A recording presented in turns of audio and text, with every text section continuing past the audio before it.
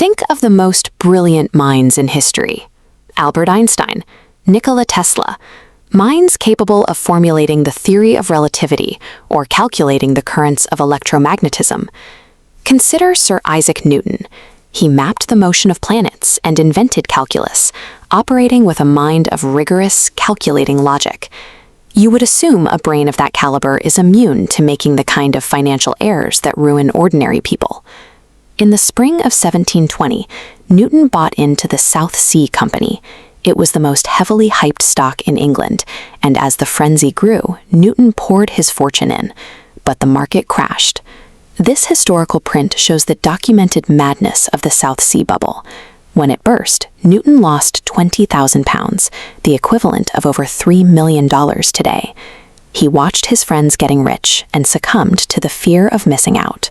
The man who could calculate the movement of heavenly bodies got back into the market at its highest, most irrational peak. High intelligence does not protect you from making catastrophic mistakes. In fact, your intellect often becomes the weapon your brain uses to execute them. Cognitive psychologists distinguish between two distinct mental faculties. There is intelligence, which is your raw ability to process complex information, and rationality, which is your ability to make unbiased, objective choices. A highly intelligent person often suffers from what psychologists call motivated reasoning. Their brain acts as a filter, eagerly absorbing information that confirms what they already want to believe, while repelling facts that challenge them. When an intellectual wants to justify a bad decision, like staying in a toxic relationship or making a reckless trade, they don't look for the truth. They use their computing power to build incredibly complex arguments to support their original choice. If you spend your entire life being praised for getting the best grades and solving the hardest problems, you develop a reliance on your own intuition. You assume your gut instinct is right because it has been smart in the past. You stop using your brain to find what is true. Instead, you deploy your intellect as a defense attorney, tasked with protecting your ego from the humiliation of being wrong. When someone achieves deep mastery in one specialized domain, like software engineering or medicine, they often assume that genius transfers to every other aspect of life. They wander into unfamiliar territory with the assumption that their existing expertise applies. This hits a wall when forced to make real-world decisions.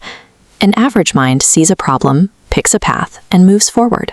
A highly intelligent mind sees every single variable, creating a web of hundreds of microscopic risks and potential failures. They wait for the perfect moment. They demand 100% of the information before making a move, effectively freezing themselves in strategic inaction while they run endless calculations. In the chaos of reality, a decent plan executed today achieves results that a flawless, unexecuted strategy never will. Humans are emotional creatures who only occasionally use logic, and no amount of intelligence changes your basic biological makeup. Deep inside your head is the amygdala, an ancient piece of hardware responsible for survival instincts, fear, and aggression. Under extreme stress, you experience an amygdala hijack. The emotional center of your brain overthrows the prefrontal cortex, cutting off power to logical processing. During these moments of panic, your IQ effectively drops to zero.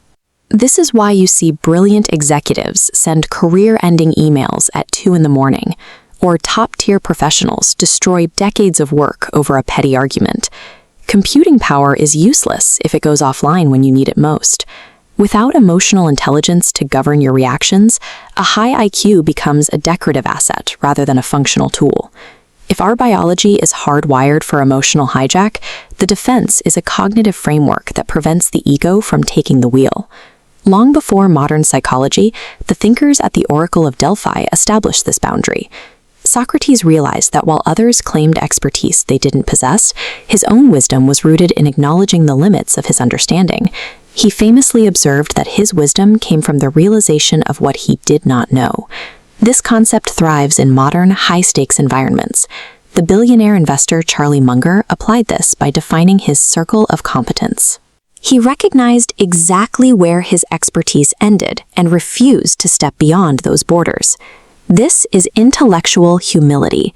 It is the daily practice of questioning your deepest beliefs, checking your ego, and recognizing the hard boundaries of your own cognitive abilities. True power requires separating your identity from your intellect.